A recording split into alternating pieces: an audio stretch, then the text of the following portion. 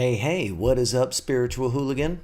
What would happen if your presence was experienced as a gift to the people that you interacted with daily? I mean, how much more effortless would your life become if just you being there was uplifting and supportive to everyone that you encountered? Well, this is a natural result of the enlightened state, which is simply knowing, having the context that all is well. Are you ready to unlock the 6 powers of enlightenment? Because this is number 5 of a series of 6 daily enlightenments where we're discussing the powers that get unlocked in your enlightened state. Let's do this. My name is Matthew Ferry, and I am bringing you your daily enlightenment. It's your moment to pause, to slow down, to get connected to enlightened perspectives. I want to help you to quiet your mind and restore your peace. Now, your presence alone makes a huge difference for the people around you. It's already doing that now. And what you're going to find is the more you connect with the idea that all is well, the bigger the difference your presence makes in the environment. When you're operating in an enlightened framework, people are uplifted. They are healed in your presence. And this is number 5 of 6 in a series of daily enlightenments that we're doing where I'm discussing the powers that get unlocked when your mind goes quiet and you connect with the present moment and that infinite nature.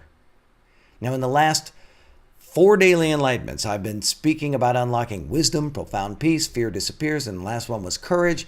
In today's daily enlightenment, we're going to do number 5, which is your presence is experienced as a gift. Now, another way of saying that you are enlightened, another way of saying it is actually that you're a high conscious person. Now, consciousness is both what you're aware of and what you're willing to accept. So the more you are aware, the more you accept, and the more you are aware of, the higher your consciousness goes. But here's the thing you need to know. When your consciousness goes higher and higher and higher, you actually have to accept more and more and more, because as your awareness expands, you start to see things that you definitely didn't think were there before. You definitely thought they didn't exist. Maybe they lived in the realm of myth. Maybe they lived in the realm of New Age mysticism, Buddhist mysticism, Hindu mysticism type of thing. But as you start to expand your awareness, all of a sudden you're like, whoa, I didn't think this is going to be included in reality. And then you have to practice accepting that. And that is just your consciousness going higher and higher and higher. Now, when you're a high conscious person, you can see much more than the average person, because you aren't burdened with the distortions created by the mind's biases. You can see, oh, that bias was some pre-existing information. It doesn't actually mean that it's true. In fact, you'll find that you stop being conclusive about everything and you start saying, from my perspective, or how I see it, or it seems like. Because as you continue to expand your awareness, you start to recognize that almost everything you're experiencing is just some biased interpretation, not the truth, not reality. You aren't burdened by pride and trying to be smart and be better than other people. And in your quiet mind state, you see between the lines. You see the programs that are actually running people. You see the imbalances in their perceptions. In other words, you have an expansive awareness of the world around you. And we talked about that wisdom that starts to come through. You have this wisdom that you can't explain to other people. Now, on the other hand, a high conscious person doesn't just see more than other people. When you are a high conscious person, you're able to accept what you see. Let's take the criminal, for example. You, in your high conscious state, you see that the criminal is just doing things from their perspective. You're able to accept that from their perspective, they likely didn't have a choice. They were limited. limited by circumstances, by filters, by reactions, by the way they saw things, by programs. There were all of these things that literally drove them into a particular way of operating in the world. It doesn't mean they can't break those patterns. Come on, that's what you and I are all about, right? But you have compassion. You don't judge. You don't have an opinion about it.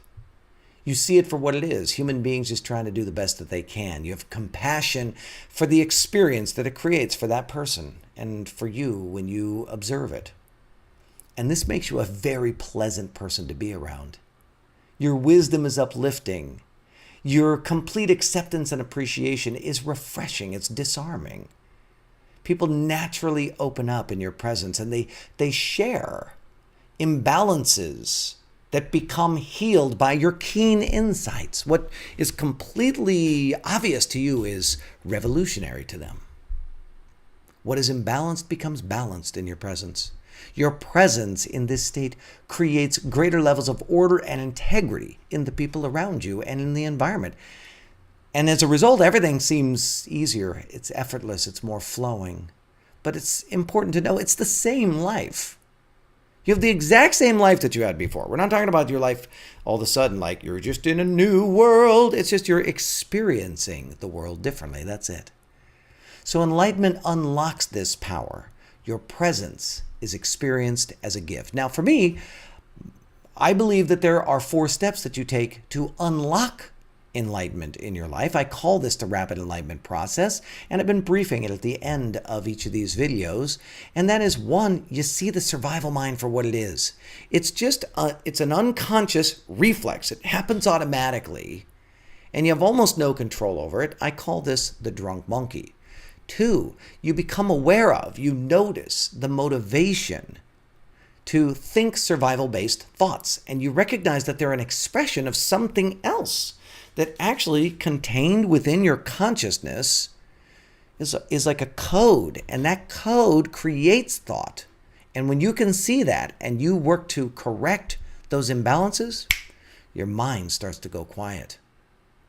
Number 3, you got to bust your unprovable dogma. You believe a whole bunch of made-up stories that aren't serving you, and if you don't take the time to bust your made-up stories, it's going to keep you in a survival state, and your mind will keep talking.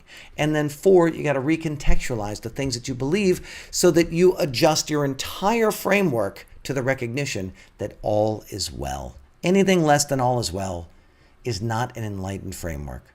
So my question to you today is, which one of those 4 parts of the rapid enlightenment process are you going to take on today?